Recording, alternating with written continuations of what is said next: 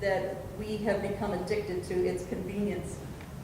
In a Newsweek interview, this neuroscientist by the name of John T. Cacioppo from the University of Chicago wrote, social networking sites like Facebook may provide people with a false sense of family. Ultimately, they increase loneliness in people who feel alone. These sites should serve as a supplement, but not a replacement to face-to-face interaction. Anybody can make friends through social media. I mean, I've got tons of them. But when was the last time any of them had a conversation with me or someone like yourselves, someone who genuinely spoke meaningfully into your life? A study conducted by Duke University and the United States Census also suggests that our society is headed for the most dramatic slide in disconnection in history. 27.2 million people live alone. More people say they feel alone than any other time. 25%, that's 1 in 5, say that they have no one that they can turn to as a confidant. More people link their depression to loneliness, and the number of socially isolated Americans has doubled since 1985. Pastor Rick Warren summed it up well when he quoted this: isolation exists because we have a culture that feeds individualism. The fruit of the rampant individualism in our culture is massive loneliness. How many of you remember in the 1980s, those classics, those highly rated shows? You remember Cheers, Friends, Seinfeld? They had those catchy tunes too, right? Sometimes you want to go where everybody knows your name, right? That's Cheers. And of course, Friends was I'll be there for you. And then I think Seinfeld, they just had one of those musical kind. Right? But you can't hear those songs and not think about the fact that these shows, pre-cell phone, pre-social media, were about people who came together in someone's apartment or in somebody's workplace or a bar and got together and lived out their lives right there together. That's why small groups are important, because we need one another in order to connect to one another. It's very difficult to connect over 2,000 people that are members of this congregation. So small groups are a great way to do that. Several years ago, I was leading a church, and I attended an event called Real Ideas. It was at Van Dyke United Methodist Church, a church over in the Tampa Bay area. I had the pleasure of hearing two keynote speakers, Jim and Jennifer Cowart, the authors of Grab, Gather, Grow, and our series, Living the Five. They told their story of a number of years ago how Jim and his family, they were sent by the Georgia Conference to plant a church, to start a church. They were literally sent to an intersection in Byron, Georgia, and told to build a church. Of course, the first thing they did as pastors, they put together a leadership team, others who would have the same vision and idea as them. And their vision, though, was different than the average group of people. They decided that they were not going to become a cruise ship church, but they were going to be a battleship church. A cruise ship church, one in which you plan out all sorts of wonderful things. You have directors of whatever activity. And instead they lived up to the idea of we're going to be a battleship.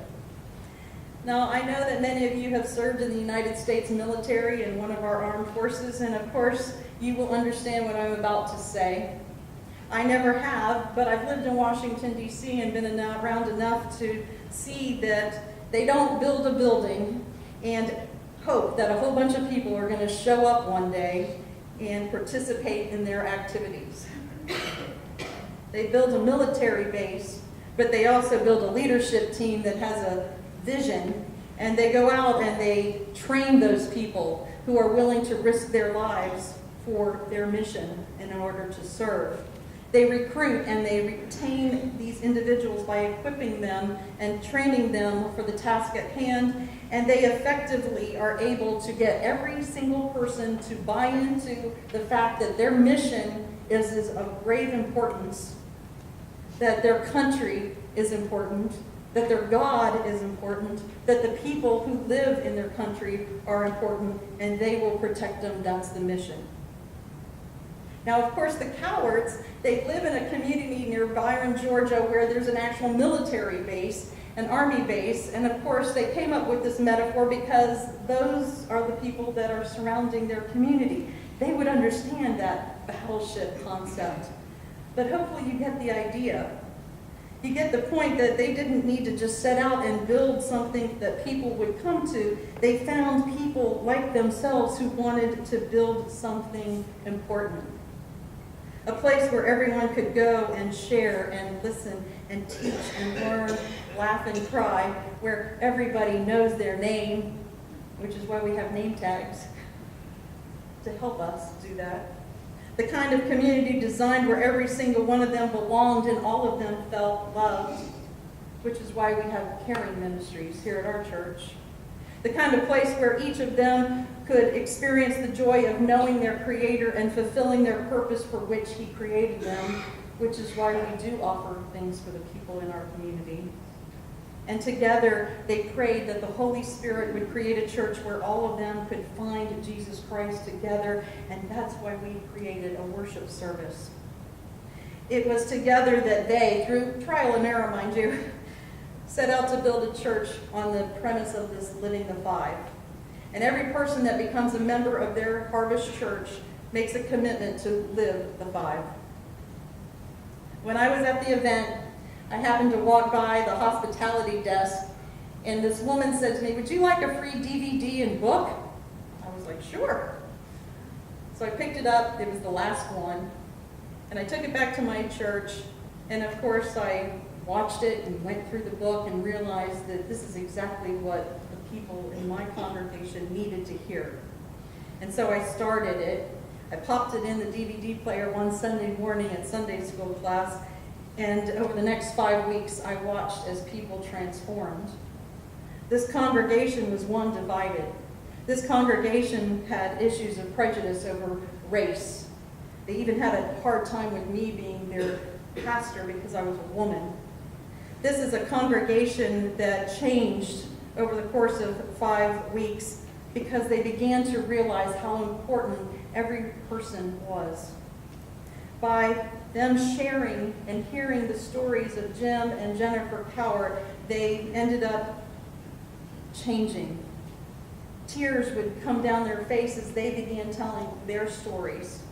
And I began to learn more about them, and they began to learn more about me, and things began to change. They decided to make a commitment to Jesus Christ in a different capacity than they'd ever done before. Even the hardest of hearts were moved by the Holy Spirit. This group began to show waves of love towards those other people in their congregation and in their community. I started watching more African Americans being invited to our congregation, considering the fact that they lived all around the exterior of the church. It was amazing to see that they were beginning to change. When we began to give out our free DVDs, I once again saw an awestruck momentum and stories of people that shared with me why they wanted to do this. I was amazed at the story of a person who had decided to gather a few people from work. The individual had never hosted anyone before, had never done a Bible study, nor had the individuals that he invited ever done a Bible study ever before. But these 3 individuals decided to get together and try this because they knew one another, and it was outside the church walls. And they felt like they could be comfort to one another and grow together.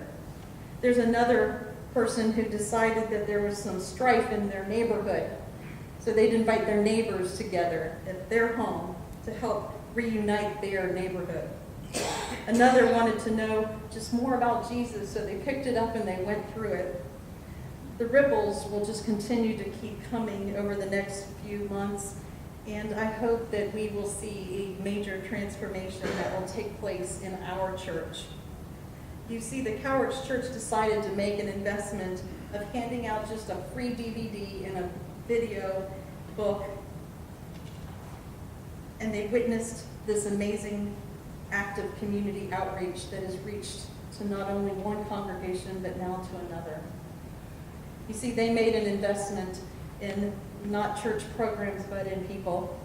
They made a decision not to meet just in a church building, but meet outside our walls, in people's homes.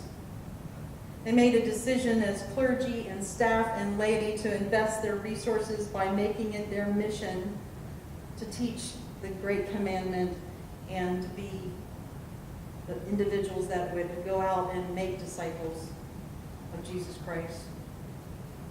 This is how they wanted to lead their church. And today they're one of the largest United Methodist churches, not because they set out to create a church, but because they set out to focus on bringing people together in community and watching them grow. Over 100%, almost 100% of their entire congregation is involved in some small group. And as a result of their vision, you can see from just popping to their website all the various activities and opportunities to serve God, their commitment to each other, to train people, and how they all appreciate and worship their experiences that they take place in their small groups. They come together where they can be united in worship, and that is what